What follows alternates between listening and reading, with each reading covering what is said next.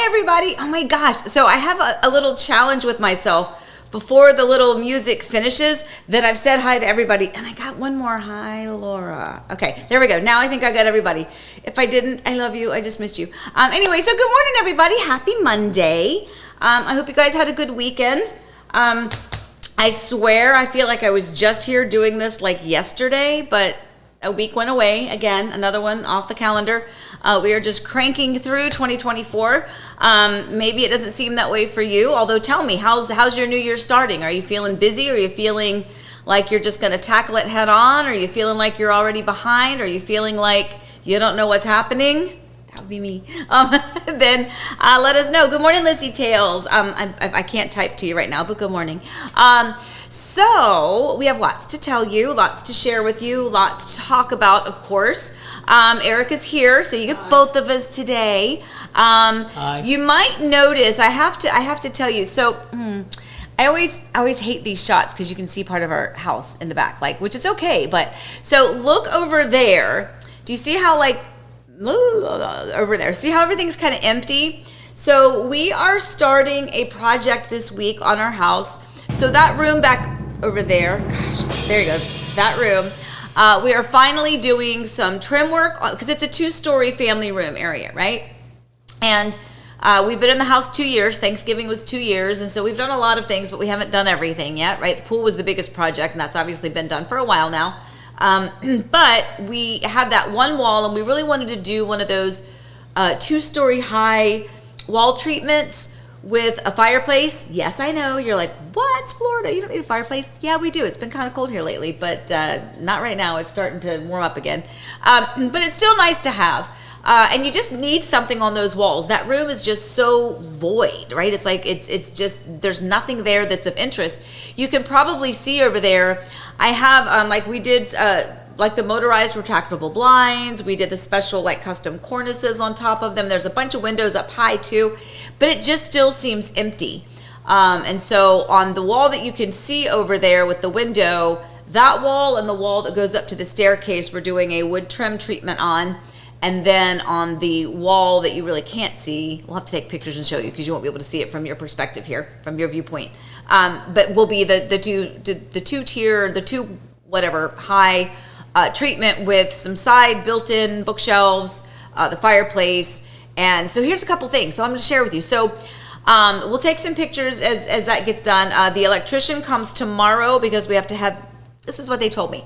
So the electric fireplace, we would have to have a special outlet for the fireplace because, or I wouldn't be able to turn the heat on, right? So you could have the fireplace for aesthetic purposes, which is probably the majority of what we would use it for, right? It would overwhelm the amperage if we put it into a regular plug. It needs its own dedicated circuit. Right. So, which is fine. And so at first I was like, gosh, well, I don't know if we want to get an electrician to do that. And then Eric and I were talking like, well, you're putting all that time, energy, and money into the wall treatment. You may as well get the extra outlet or the extra, whatever it is that the electrician needs, so that if the situation warrants, we could actually turn on the heat of the fireplace. So, electrician comes tomorrow, and then on Thursday is when Julien, the French handyman, is going to be coming to start everything. And so the room needs to be completely empty. So you're talking 2 full-size sofa, 2 end tables, a coffee table, tall trees, gigantic entertainment system, 2 side chairs, another table. So that stuff is shoved everywhere. Like the dog's closet is shoving furniture in there. So it's starting to look a little bare bones in there, but don't worry, we'll give you a full tour of that once that gets completed. But I'm pretty excited about it. Are you? Laura and Rob are asking about electric fireplace. They have questions. Oh, let me see. Let me put my glasses on. Okay. How do you add a fireplace after the fact? Okay, so that's a very good question. I don't know. You call somebody who does. Okay, my hair is a mess today. I'm so sorry. All right, so when they do the fireplace, they basically have to build out a little bit so that it can recess in, right? Because that's a concrete block wall. So obviously you can't like go digging into the concrete block and recess it that way. So they actually build out a little bit, and then the fireplace sits there, and then it will, the tile that we chose is going to wrap around that, I think. I don't know. And then it'll be kind of wall and wood trim. But that's how you do it after the fact, is you build out into the room and not necessarily recessed into the wall. Was there another question they asked about it? He asked electric fireplace, but he answered his own question. Yeah. I mean, we can't do gas fireplaces here because we're not a gas community. So when someone says to you, Amy, yes, is it gas or is it electric? You say it's electric. Okay, well, did I get it right? No, you sort of did. Hold on. I flubbed it up. So you combined 2 great songs that go great together. You combined the hustle and the electric slide. It's electric. And then you went do, which is the hustle. Oh. It's electric. Boogie woogie woogie is what you were going for. That's what I was going for. I have to live with this. As do I. I mean, I have to live with myself. Because now all day it's going to be boogie woogie. I know, it's exactly right. Okay, anyway, so where I was going with all of that is that, pardon some of the bareness behind us, we're going to get that done this week. It should be, in fact, here's the funny thing. Next Monday, he'll be here. So we may have to do coffee time from up in the media room or something because he'll be there. And he is French. He is French. So we have to do everything he says or he will yell at us. No, he will. He will yell at us. My God. It's like... He's very direct. He's very direct. He's asked me, like, he's like, you have to have I'm like, the fireplace is sitting right there. Like, I bought it a long time ago. It's here. Everything is waiting. Call up Jay's comment. It just makes me so happy. That just makes you so happy. I love it. Yeah. Yeah, right, though. I did. I combined. I'm also, like, by the way, the fact that I set that up, right? I set up, is it gas or electric? And the fact that you went to, it's electric, and you went for it, yeah, it made me fall in love with you all over again. Aww. I got to tell you, and I mean, it's been a while since I felt, no, just kidding. No, I feel that every day. But that, I'm so proud of you, because I was setting up a stupid joke, and my delivery of it would have been very... I have a new sound effect, too, so I wanted to get that in. You had a new sound effect, Goodbye. Okay. Anyway, so... treatment happening at the house. I'll kind of share that with you, kind of the step-by-step part of it, because it's a learning experience for me too. I had somebody come out. He couldn't show me any pictures of work that he had done that was, he had done some work for a client of mine, but it wasn't really the same thing I was looking for.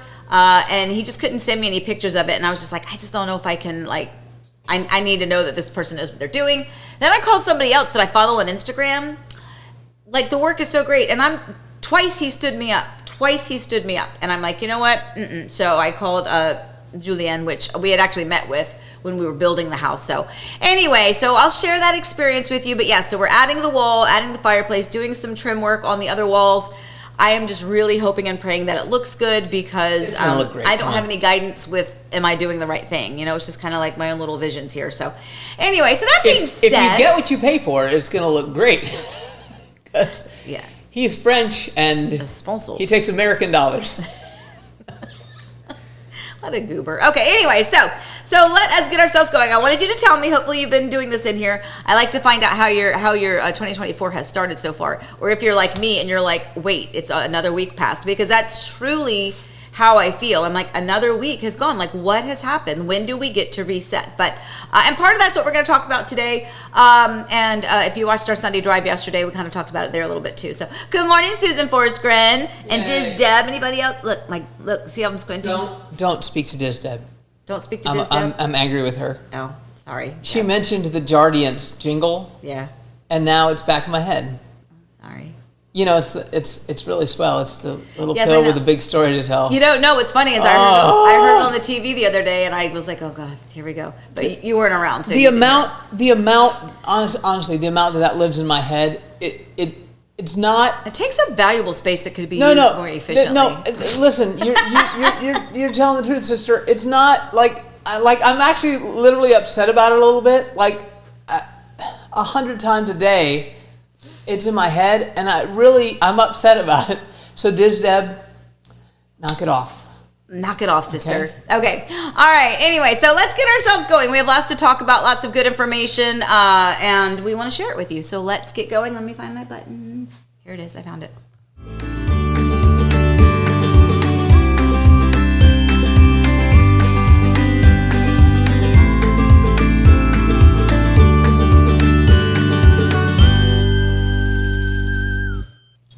Okay, so here are our What's Brewing topics for the day: the end of winter, don't bully the builder, and selling tips. So this is really important. I'm excited about all three of these topics, like all of them, like all three of them. So center yourself up in your shot a little bit. Well, look. Yeah, that's good. It's a narrow shot, so it just. I'm no longer narrow. I know. Good. I get it. No, it wasn't that. You're slid over to the side. Anyway, so end of the winter. That's what we're going to talk about first. So let's do that. That is this one. So this is the temperatures here in Winter Garden, Central Florida, right here, right now. Monday we have a 10% chance of rain, but that's pretty much normal anytime for Florida anyway. 70 degrees with a low of 48. I will say, when I took the dogs out this morning, it was a little chilly, right? A little chilly. But look at this. Look at the rest of the week. 74, 79, 82, 82, 83. Look at the lows, guys. Bring it. Bring it. That I know. So true story, I was getting dressed this morning, and I really wanted to wear the necklace that you got me for Christmas, because it reminds me of like the Bahamas and like the one. Are you wearing it now? I'm not. Oh. But it's because I'm not wearing something that matches that, because it was like the turquoise blue. So, but no, it was all planned. I was like, I'm going to wear my blue. I'm going to wear all of my seashell, kind of like get everybody ready and motivated and like hyped up for summer, because that's what it starts to feel like here for us.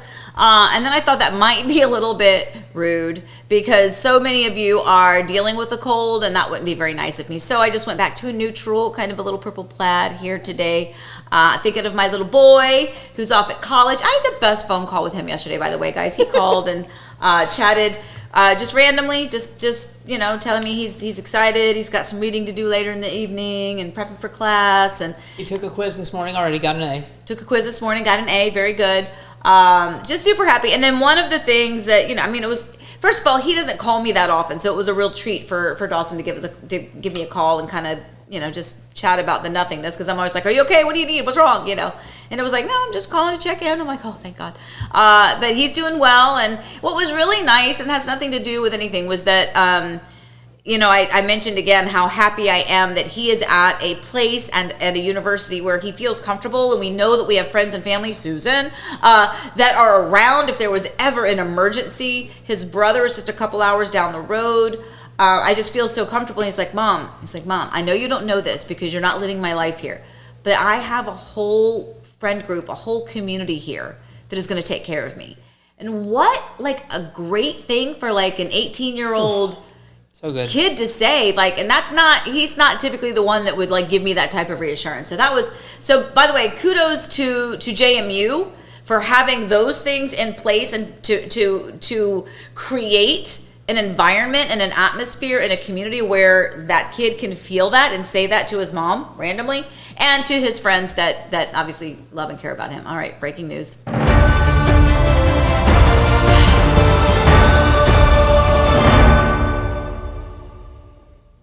Amy, I'm here on the other side of the counter where I've noticed in the comments that we have a very important thing to mention. Tomorrow is Pam Hickman's 60th birthday.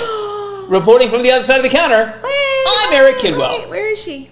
Pam! It's John. John mentioned it. John mentioned. Well, Pam, happy birthday to you. Tomorrow, yes, right? You said tomorrow?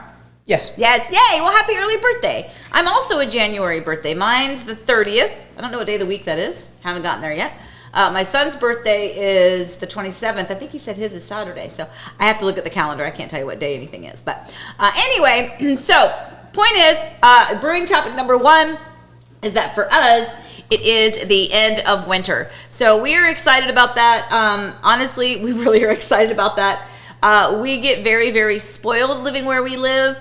It is nice to have a break around the holidays for the weather to kind of get a little bit chilly. It's nice to have a break to kind of, put on another layer of clothing or to wear boots or whatever. It's not snow boots, obviously, like cute boots, like girl boots. But it's very short-lived. It's like, honestly, once Christmas is over and the tree and all the decorations go down, it's like, okay, let's get those candles back out that smell like coconut and beaches, baby. And now we have the weather to kind of mesh with that. So we're excited about that. And if you do not have that weather where you are, come over, come here, come on. We'll take care of you. Come on, join us. Move here, vacation here, visit here, whatever you need to do. Anyway, so let's go to our second topic. Don't bully the builder. So this, I feel like I need to say, and I need to put a disclaimer in front of it. So first of all, 100%, I am your advocate, right?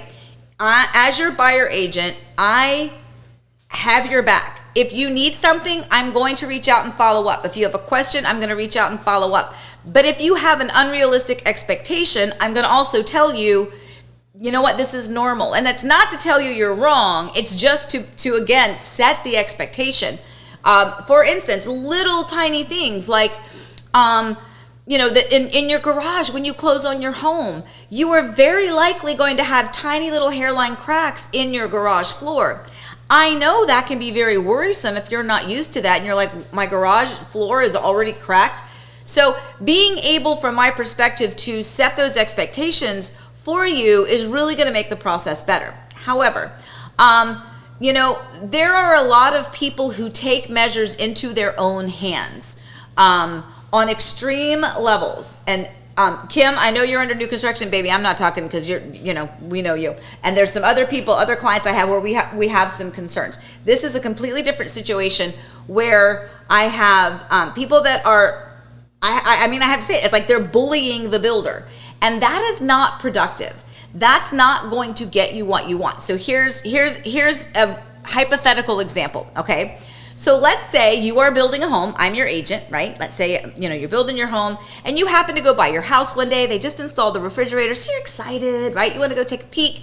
You go in and you see a big, bash on something. Like maybe one of the cabinets is totally messed up, or maybe there's a big chunk of the tile floor has now been cracked, right?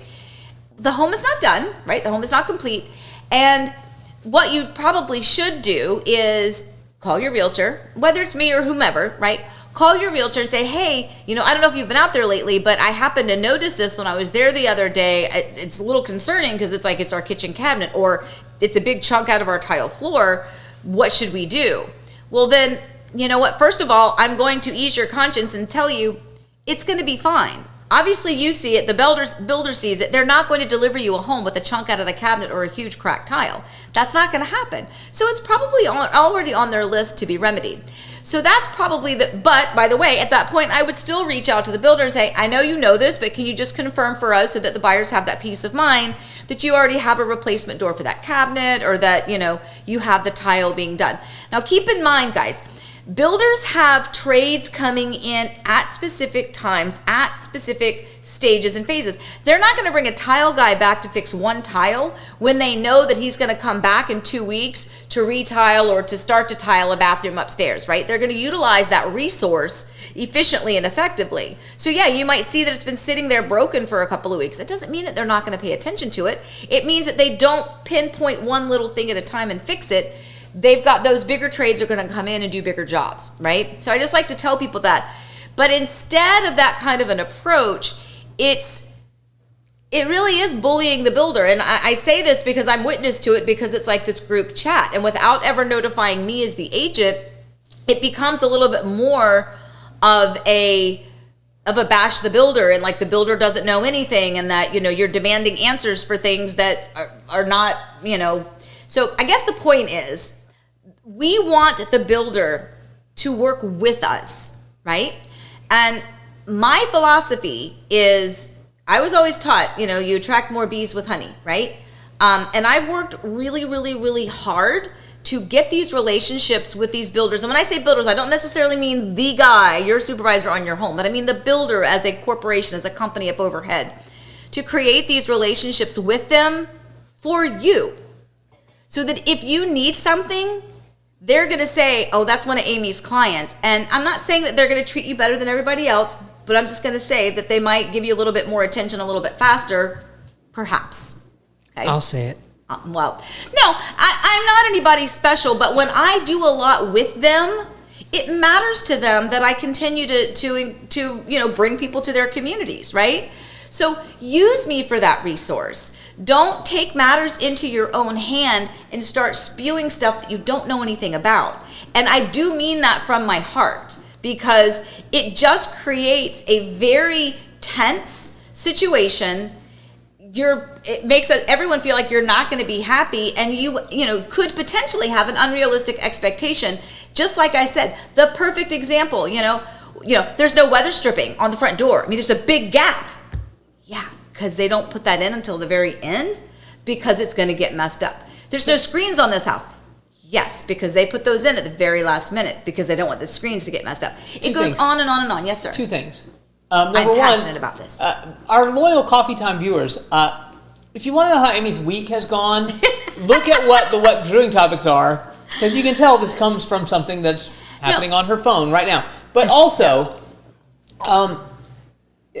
I can sometimes say things about you that you can't say about yourself. Amy's very nice, but she's very protective of her clients, but in a mama bear kind of way, and like she talks to these builders in a different way. And sometimes people are like, why aren't you yelling at them? And the answer is because yelling at them doesn't work. No. There's enough history here where we know what gets you what you want. We always say, what are you trying to accomplish? If you're trying to accomplish getting some weather stripping on there, great. Amy can help take care of that and reassure you that it's going to be on there and double check it and all that.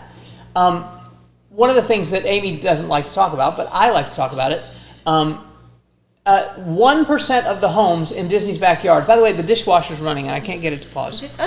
I did. Well, if you leave it open like that, it won't run. That's what was draining. It wasn't me.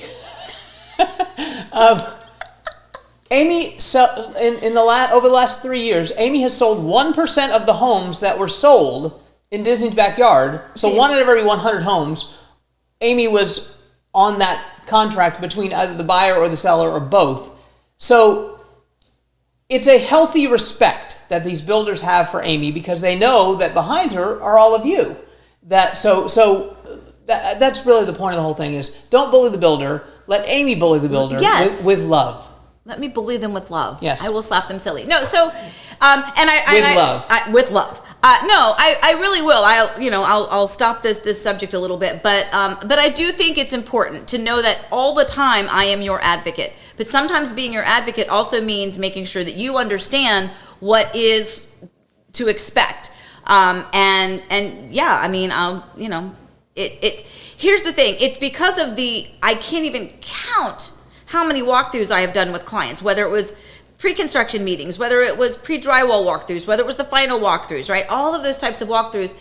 And when I am there, the number of times that the builders tell me how many realtors out there that don't know or understand new construction, they don't know anything, and so they're yelling at the builder in front of their clients to make their clients feel like they've got a really aggressive realtor. And the reality is they don't know what they're talking about, and they have now set an unrealistic expectation. And they've probably cost their clients, yes, some fixes or right. some extra right. things they might throw in to make up for something. I know, because exactly. they don't have to do anything. Now that being said, some of you builders have got to get your crap together, and that is another series for another day. Well. I went to kitchen church. Okay. But anyway, so point is, if you have questions along the new construction process, reach out to me if there is a problem. If it's just normal communication and you have that communication, if your builder has given you their cell phone number and you are texting them, that's fine. I do like to be kept in the loop, because if there is a problem and I'm not aware of it, it makes it difficult for me to kind of at the last minute come in and help remedy a situation. But if there is a problem or a real concern or a real question, let me know first so that I can then push the builder, or I can find the right person to push the builder, or we can get the correct answer so that we both have the correct expectation. Because I think that really is what's most important.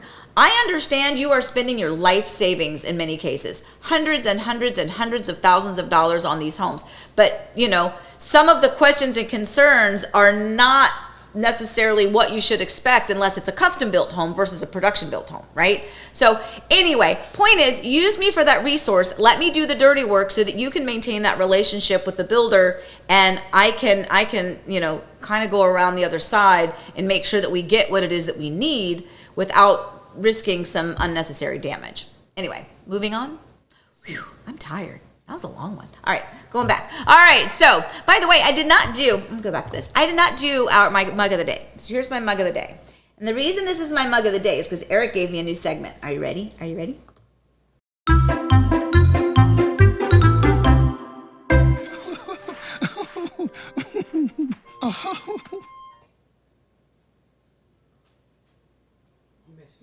I can speak? Yeah. Oh, I didn't know. Well, I didn't notice it. Does it ever go off of that? I don't know. I don't know. He doesn't know if it goes off of that. Anyway, so he did a little Winnie the Pooh segment for me. I love that. And a little thingy. So we'll do some little Winnie the Pooh quotes. Because I'm not kidding you. If you're ever having a bad day, Google Winnie the Pooh quotes and you'll feel the best ever. Like, good. But here's my mug. My mug, you've seen this one before, I'm sure, because I got this at the parks. But anyway, love it. It goes with my Winnie the Pooh. Anyway, so third topic is selling tips. Oh, Eric's fine.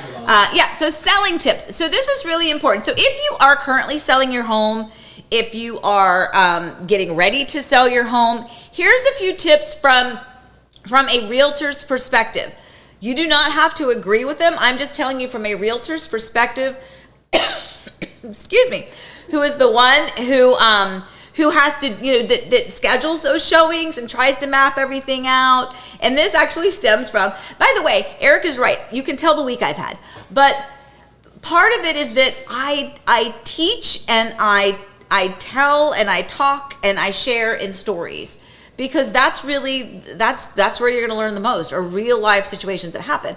And, beautiful family, we went out, we had seven homes on our list. One of them, the agent didn't have a key or access to the home. A sister who lived nearby was supposed to allow access, and so that's who I had to communicate with. And so when I texted the sister about requesting a showing, she's like, oh, that house is under contract. I should probably let the listing agent know. You think?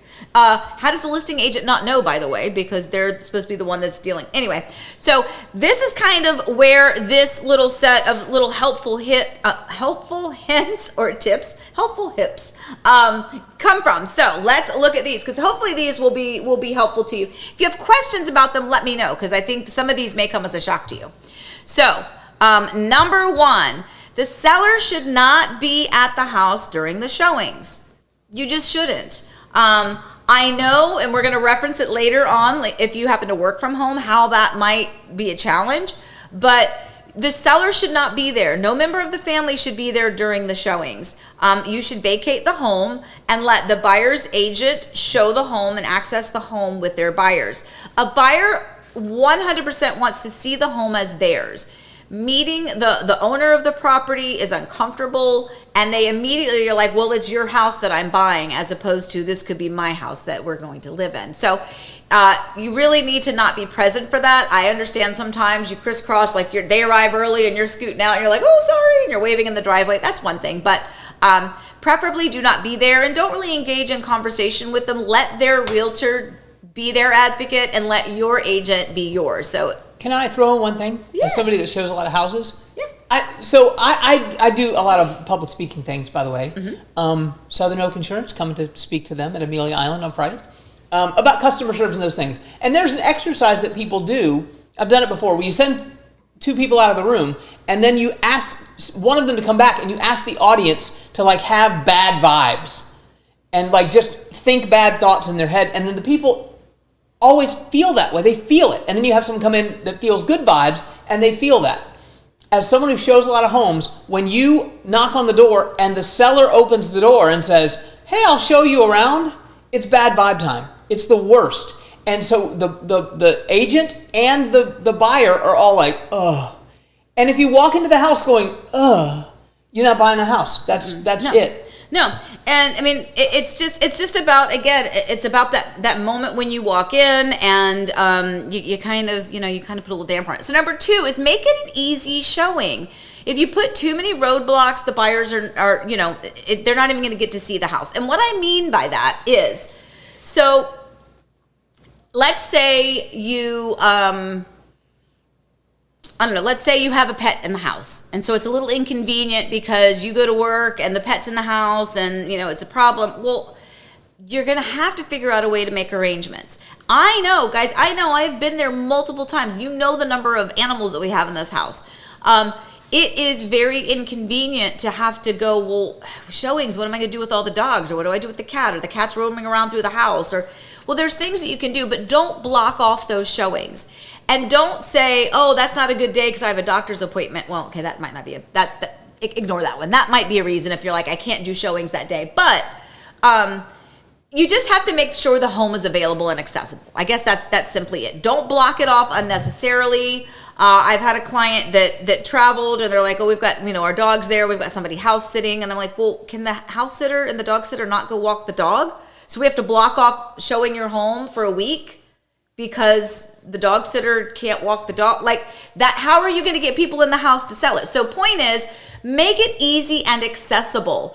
Don't make it difficult. Don't put too many roadblocks in there, which is number 3, requiring that the listing agent be there for the showings. This is, in my opinion, I understand the reason behind it 100%, but it is an unnecessary roadblock, and it's an unnecessary inconvenience for 4 people's schedules. So when we're scheduling showings, obviously the listing or the buyer's agent is going to, make sure that we're scheduling showings that are convenient with our buyers, right? So that's the biggest priority, because we want to get them in to see your house.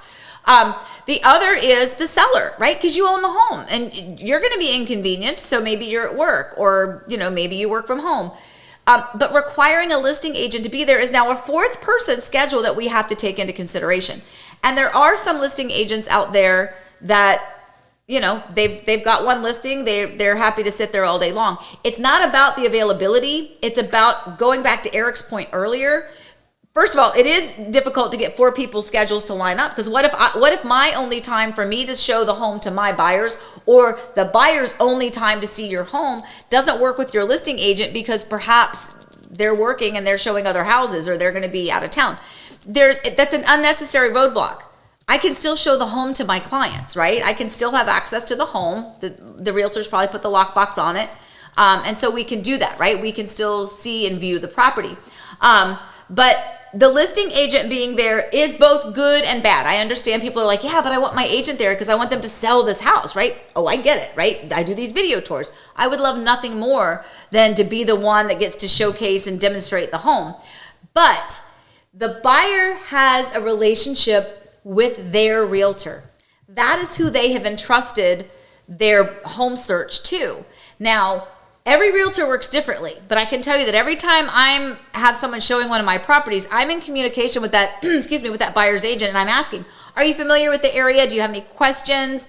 And usually, if they aren't familiar with the area, then I will give them a bunch of information, and I will ask, would you like me to meet you briefly and give you and your client some overview of the area and the home itself, and then let you to tour it, leave you to tour it on your own, or, is this information good? Because the buyer wants their buyer's agent to be their person. They don't want the listing agent, kind of in the way, so to speak. Were you getting ready to say something? On numbers 2 and 3, the thing to remember is it's probably a $500,000 product that you're selling. And if you were selling any other $500,000 product and you said, then there's like 10 people in the world who might want to buy this $500,000 product, you would do whatever you had to do to expedite that sale, right? It wouldn't be a question. When it's your house, it's like, well, I want to be there. I want to walk them around. I want my agent. I need the listing agent and the other agent to be there. And I think sometimes if you have a real Picasso on the wall or something, and you want someone there for security, absolutely, okay, but maybe don't have a Picasso there while you're trying to sell your house. Maybe put that in storage for the moment. I don't know. No, but goodness gracious. To your point, though, and that's very good. Everything that I'm saying here, there are extenuating circumstances to go against what I'm telling you. And that is one of them. Let's say you've got this home with just collectibles all over the place that are worth hundreds and hundreds of thousands of dollars. Well, to Eric's point, maybe that should be something you consider before you put the home on the market, to get those packed up and stored safely and prepped and ready to move. But if they're in there and you want someone there kind of for security purposes, understandable. But and that's why we track who goes in and comes out as well. So do you have a lockbox here? Yeah, sure. Yeah. So this is another thing you can ask your agent. But anyway, so point is, unless it is absolutely 100% going to be a requirement for whatever your extenuating circumstances, please do not require that the listing agent be present at every one of the showings. That's just, it's an unnecessary hurdle. And again, it's almost as though you don't trust not you, but it's almost as though the buyer's agent is not being trusted to be able to be, in the home and show it to her clients. And because trust me, the buyer's agent wants the buyer to buy the home too, right? So anyway, so that's one of them. And I'm gonna come back to the lockbox in a minute. Let me go back to the other one, which is, what was that? Was that 4? No. So number 4, this one is so important, guys. When your home is on the market, you have to live differently. Unless you are like some of my clients where they live immaculately. First of all, I so want to be you. I envy you because I don't live that way. I have to have lots of notice before anybody comes over. But if you do happen to live just perfectly pristine lifestyle, fantastic, then you're in great shape. But you're in the minority here. For the rest of us, make sure that you understand, create a checklist. In fact, I give my clients a checklist every time before they walk out the door for a showing, before they go to bed at night. Make sure that the counters are cleared off. There's no dishes in the sink. All the toilet seats are down, everything like that. So that when you wake up in the morning, if there's a really quick last minute showing, you can confirm it and not feel like, oh my gosh, the house is a mess. We didn't make the beds. Change the way you live for that period of time. I know it's hard. I know it is hard, but that is going to save you the stress and the anxiety if you just say, hey guys, kids, family, whoever's living in this home, we have to live a little bit differently while the home is on the market. And I promise you, if you can do that and be prepped and ready for those showings, the moment it goes under contract, you can kind of go back to the way you were living. It's just until you get it under contract. What? I think of dumb metaphors, and I'm not going to even share that metaphor. Never mind. Moving on. Yep. And then the last one is if you work from home. Oh, this is a big one. If you work from home, try to have a plan to get out of the house during showings. Okay, so this is definitely going to be different because some of you work from home and you do not have the ability or the luxury of being able to pick up your laptop and relocate. Totally understandable, right? Understand. But a lot of people do have the ability to work, like they're not being monitored, right? Like there are some jobs, I know this for a fact, some people in certain industries working online have to have a specific room, the door has to be locked, they have to be here at this particular computer.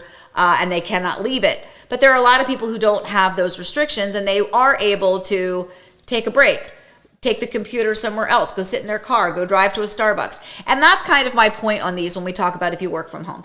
If you have the ability and the flexibility, find a place, make it a part of your plan. Okay, there's a Starbucks, there's a Panera, there's a McDonald's, there's whatever right around the corner. And on the days that I have a showing, I'm gonna be working off my laptop, prepped and ready to scoot out of the house for those showings. Because again, it's very uncomfortable when buyers are walking through a home and the homeowner is there working. And I get it. I really do. I get it. All I'm saying is if you can, these would be helpful. And I understand that they're not all doable all the time. So I wanted to point out this. So this is back to, this is a really messed up one. It's been used a bit, huh? So this is a lockbox. This is what realtors use on the doors. Now I'm not going to open it or anything, but it is activated by Bluetooth. There's a key that is up here in the well. It's a safe. It is. It's a safe. It's heavy. It's like you're not going to be able to just snip this off of a door. And even if you did, you wouldn't be able to get the key out of it. This is activated by an app that realtors have on their phone. It allows the realtor to monitor who entered your house at what time, and at what time did they put the key back in the lockbox and leave the property.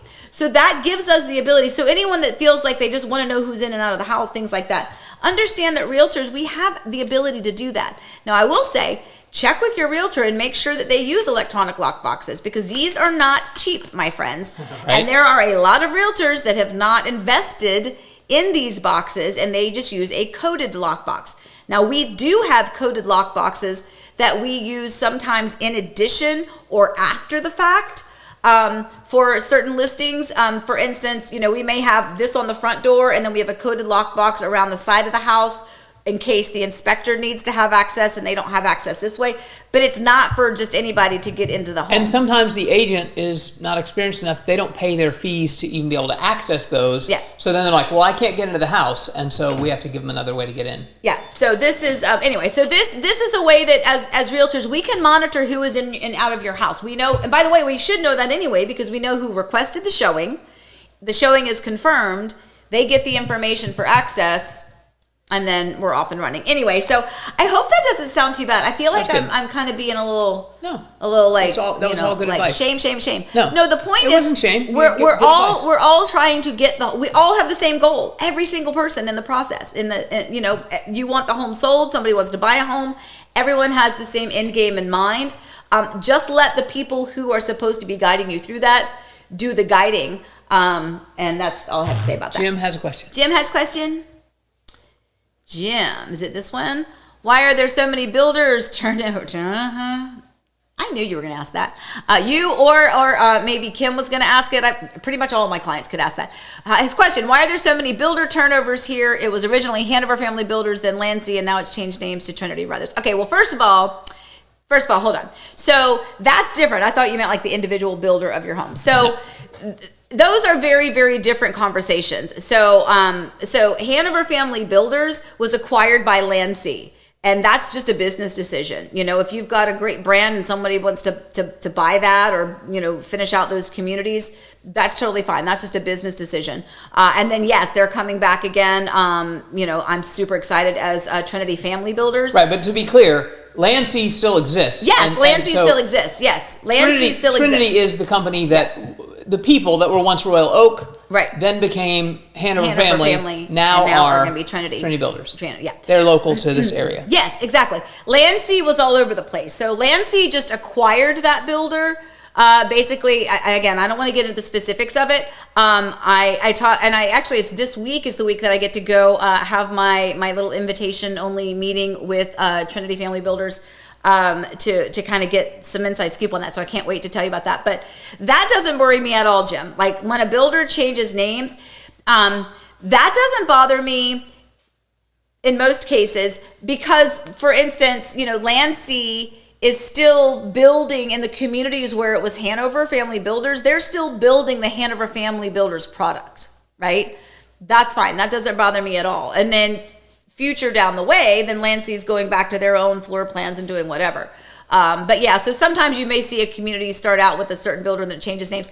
That happened a long time ago. You know, Ryland Homes and Standard Pacific became Cal Atlantic. Cal Atlantic was great for many, many, many years. Beautiful homes, lots of great communities. And then Lennar bought Cal Atlantic. That transition was not as smooth, but from my experience thus far with Landsea and Hanover Family Builders, it was seamless. In fact, we have seamless. We have a listing that is closing this week. That was a Standard Pacific home that became a Cal Atlantic home that became a Lennar home. All the whole time being the model home for those three companies. Yeah, and in fact, the seller had to get the county inspector to come out because they had an open permit from Lennar that they didn't fill like 5-6 years ago when they converted the office back into the thing. It's a whole thing. But figuring out what company it was. Yeah, like who down the line, who owned it. And the floor plans still say Standard Pacific. Yeah. It's crazy. Yeah. But Jim, to your point, because this actually what I thought you were going to ask before I read your question all the way through is why are there so many builder changes during a build process? Because that is a question too. This happens all the time. This happened to me and my daughter building the home over in Silverleaf. Started out with one builder, at the very end, switched over to another. I've had some clients where they've gone through 2, 3, 4 builders, like actual builder supervisors on their home. And that's just going to be a company question. And there's going to be a lot of different answers for that. It could be that person maybe is no longer with the company. Maybe that person was doing a great job and got promoted. Maybe that person was not doing a great job and they're not with the company anymore. Maybe they moved that builder to another community that they're opening up. Maybe they're moving that builder to a company that they're finishing out. I mean, there's just a multitude of reasons for that. And I will say that in those scenarios, and I have lots of clients going through those builder turnovers right now, the biggest thing with that is, again, when you do your best to understand where they're coming from. And if you have questions or concerns, because this is usually the biggest frustration, you have that pre-construction meeting with your builder, right? You go over things, you talk through things, there's clarity on things, by the way, all of which are on paper. You can't say, hey, builder, wink, wink, you're going to throw in a garage door opener for me? Yeah, sure I will. If it's not on paper, it didn't happen. So it's important to know that. But I understand there's you've had this conversation with your builder. You're like, hey, you know what? Remember we had that special request in ours. It's in the paperwork where we're doing this shower niche tile something over here and we're adding that over here and it's a little out of the norm, but that's what we're doing. And your builder's like, oh yeah, I'm glad you mentioned that. And then all of a sudden your builder changes and now you're like, well, does that builder know that? Because we didn't have that conversation with him. That's completely fine to have that little bit of anxiety. So then what we do in those situations is we ask if we can have, another meeting with them. If there's a way, could we have, even if it's just a phone call, could we have a Zoom call with them? Just say, hey, you're taking over our house. We're so grateful you're taking over our house. I know that's a lot for you to take on, especially when you didn't do the pre-construction meeting. Is there anything we can do to help? Do you want to go through anything with us? Because, we trust you to build our home, but at the same time, we're a little nervous because you weren't our original person. Nothing wrong with that. But at any rate, so Rob has a question. Glasses. Do these builder turnovers affect your warranty? I know in the past here in Virginia, builders would shut down and restart their businesses under another name to avoid any warranties they had. No, because usually the warranties are through third parties anyway. Meaning, like I said, every builder for the most part has the same 1 to 10 warranty, and it's through an outside company anyway, monitored through the builder. But at any rate, and I sincerely doubt, shutting down a whole company to void warranties. It probably means the company was in financial trouble anyway. There's probably a whole bunch of other things going on there. Yeah. And in some cases, maybe that does void the warranty if the company goes completely out of business. But that's part of the reason why sometimes it's good to work with a big company, because if they get acquired, the warranties are still in effect. So for instance, the first home that we built here is still under a 10-year structural, I don't know, has it been 10 years? But at any rate, your home, the warranty doesn't necessarily transfer to a new owner sometimes. That's kind of a weird thing. But the point is, just because the company doesn't exist doesn't mean that you can't still file a warranty claim, because it's usually with a different warranty company. Now, there could be some stipulations to that. I'm not going to say I'm 100% correct, but yeah, I mean, they're not closing down companies so that they don't have to deal with warranty issues. Because I know right now I've got lots of clients that are dealing with warranties that, are now it's a builder with a different name. So, but that's a good question. It's a really good question. All right, let's see. All right, so let me move on. Let's find out. Did I get all the questions out? Let me do. So far, you can take that question off the screen if you want to. Oh, I can do that. I can do that right now, can't I? All right, let's see. I think you did at the moment. So you have lots of segments to get to. Yeah, I know I do. Okay, I just want to make sure I didn't miss any of those. Okay, let's keep going then. So let us do the scoop.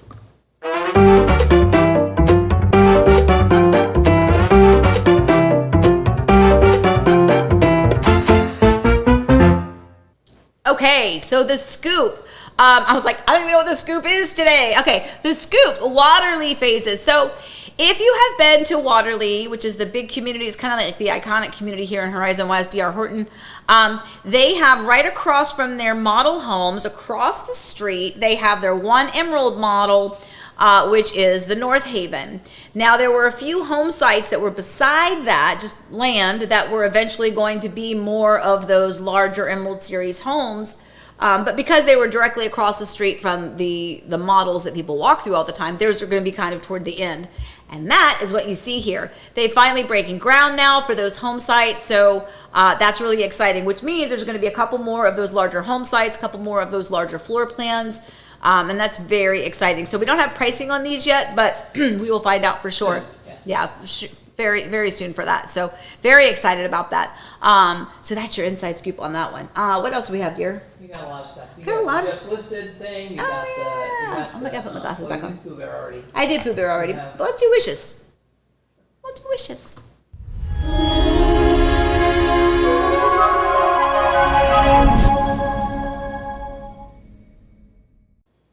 Okay, so we have some wishes, some congratulations for Henny and Mary, for Warren and Susan, Shamika and Carlos. Now, Henny and Mary, Warren and Susan closing on a home on the 26th, so that's, what day is that? Friday?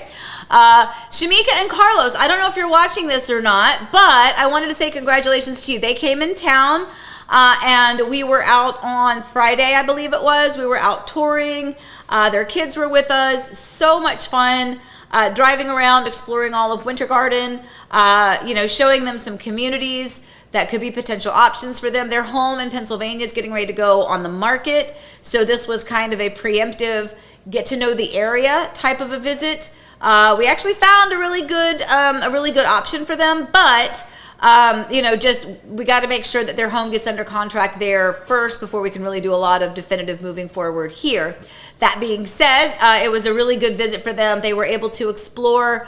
I think we gave them an itinerary for Mineola and Claremont. They went out and explored there. And then I met them on Friday, and we were out all over Winter Garden. And then on Saturday, they explored a little bit on their own just for fun, and the kids were with them, so they hopefully did some fun stuff. And then they went back yesterday. So anyway, so happy that they were able to come in town. So yeah, we're really excited about that one. Excited about the closing, because the closing on Friday has been one in the making for a while. So we're excited that one's finally getting to that victorious finish line. So we're excited about that. All right, what else do we have? Do the just listed. The what? Just listed. Just listed, okay.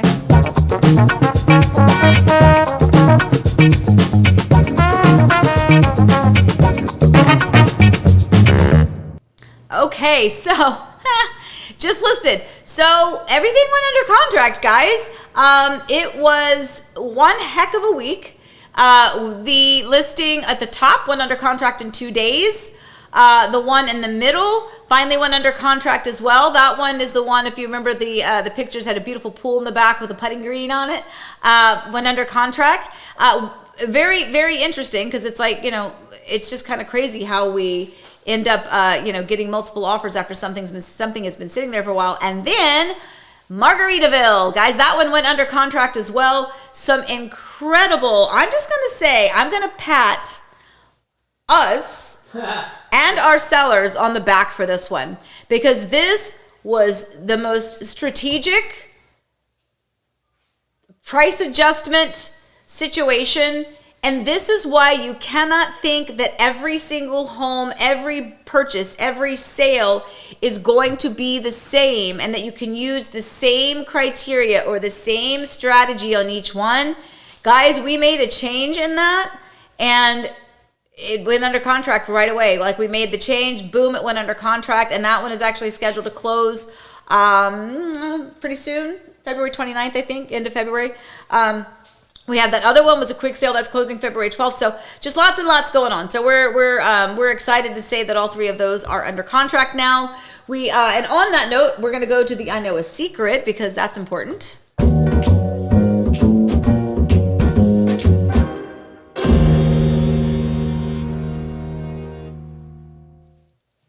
Okay, so on the other side of the listings themselves, sorry, my phone was ringing. On the listings themselves, we have 2 listings that are getting ready to come on the market, both of them in Winter Garden and both of them on the water. Absolutely gorgeous. So here's the thing, this is important to know. So if you are looking to move to this area, I mean, we can't publicly advertise, give you the specifics, the home address and all of that advertising yet until they officially go on the market, but we can give you a little bit of the info. One of them is a gorgeous, large, 1-story floor plan on a lake with a massive pool, beautiful options on the inside, absolutely gorgeous 3-car garage, fabulous home in Winter Garden. And then there is another one that's going to be coming on the market.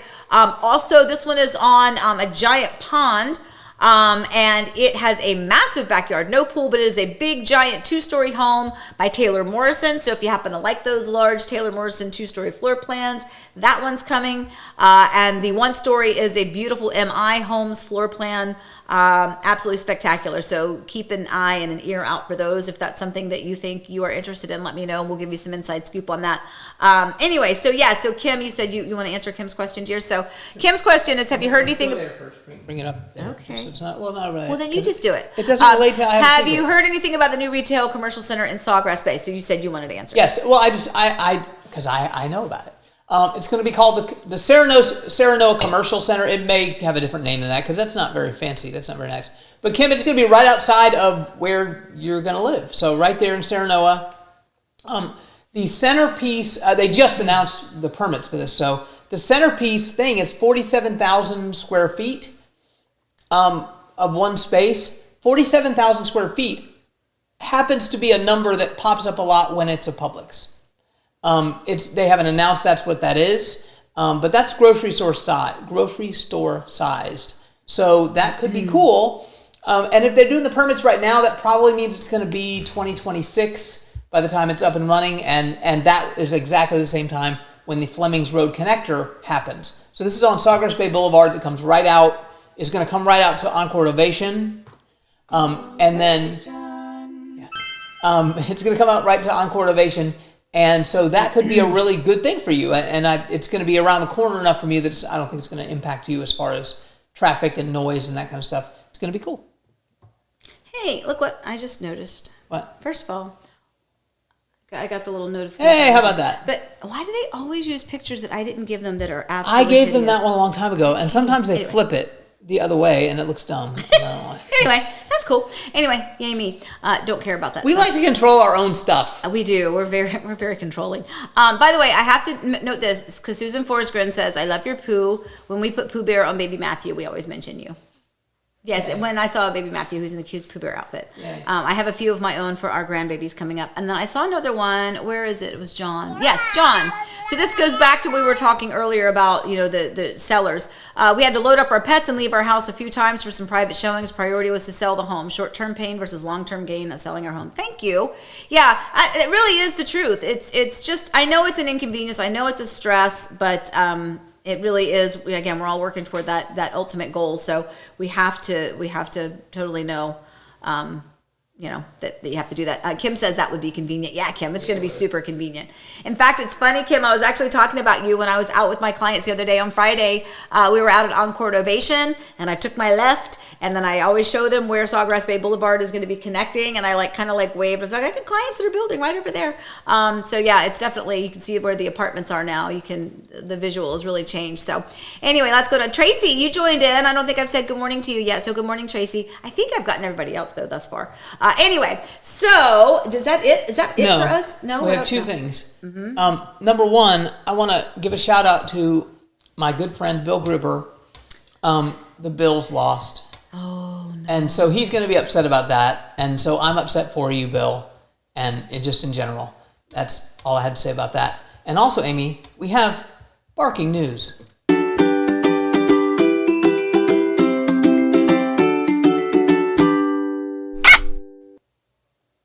Yay! So our Daisy Jane graduated from her puppy training classes. So this was last Wednesday night. She has her little graduation cap on. Doesn't she look beautiful?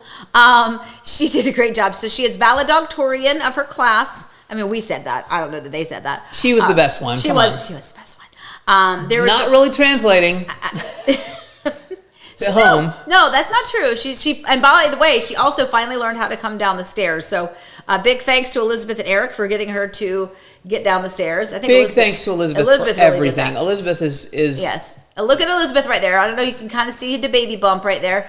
But yeah, so Elizabeth, thank you for being my puppy training partner. Elizabeth went. I keep doing that. Elizabeth went with me to every one of the classes to kind of help out. And she was super helpful in the whole thing. So I keep telling Elizabeth I'm going to be so sad. Allie says, still bitter that Zoe didn't get a graduation cap. Why didn't she get a graduation cap? Did they not have them? Oh, that's sad. Oh, that's sad.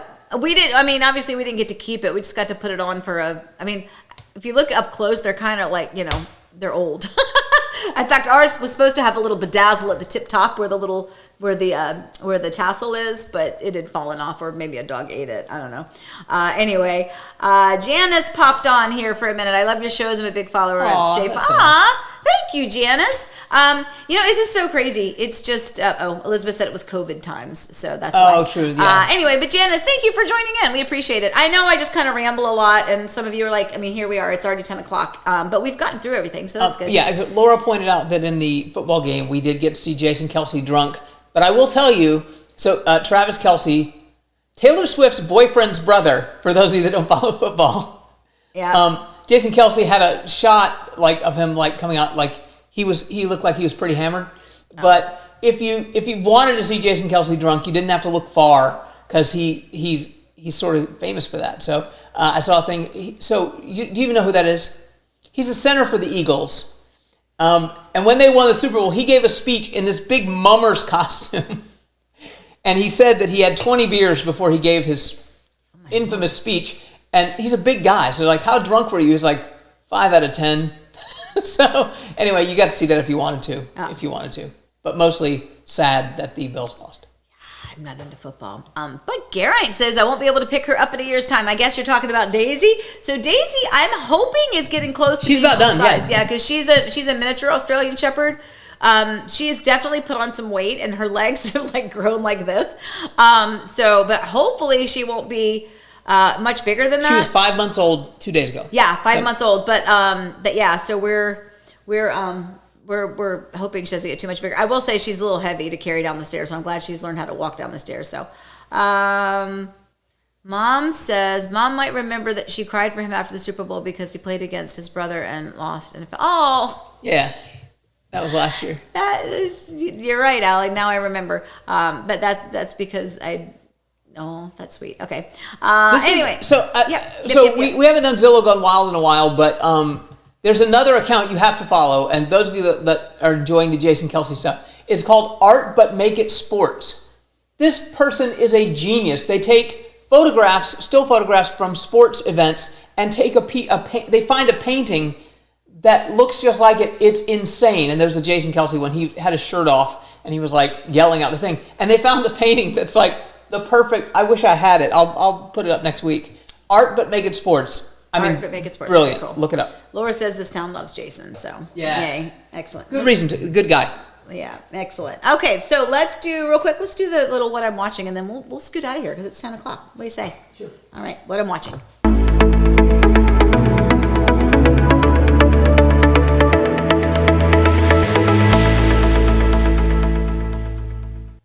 Okay, so I know you guys don't care about this. This is probably one of those segments that will probably just like kick off because I don't know that it really matters, but I like it because it kind of gives you an idea, like when I'm not doing thinking, talking real estate, which is from 10 p.m. to 11 p.m. at night. Exactly. Or like from 5 to 6 a.m. or this morning like 3:30 to whatever. But so American Nightmare. This is on Netflix. I can't remember now. I think it's like 3 episodes or something. I watched this. Bye, Jane. She's got to go. So yeah, this was actually really interesting. I won't go into the whole entire thing, but basically it was this man and this woman were together. They were dating, adults, and she got kidnapped. Someone like broke into the home and kidnapped her, and then the police did everything they could to like not believe this really far-fetched story. Blamed it on the boyfriend. Didn't really search for her because they thought it was, anyway, it's kind of fascinating. And honestly, it's really disappointing to see that has happened. I've seen other documentaries like that where you see them being, what is it called, interrogated.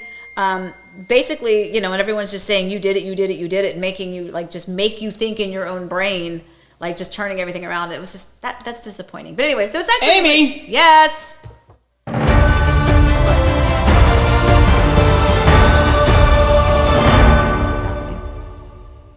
Amy, what?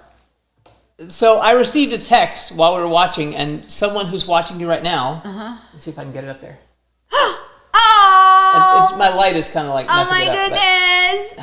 Oh my goodness! So that's Susan's. Yes, I know it is. Oh my god! She said he's learning all about real estate. He's learning all about real estate. Yes, fantastic! I'm going to use some assistance very, very soon.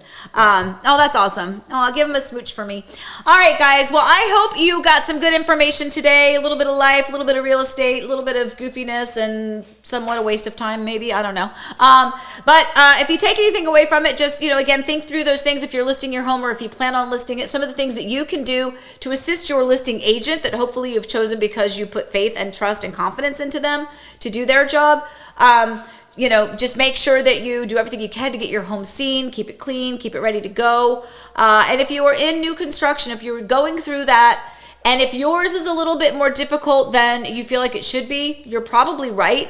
But reach out to your realtor and find out what you should expect, and let your realtor be the liaison between you and the builder, just to help protect you as well. Let your realtor be the bad guy, okay? That's what our job is. We're supposed to be the bad guy for you. All right, guys.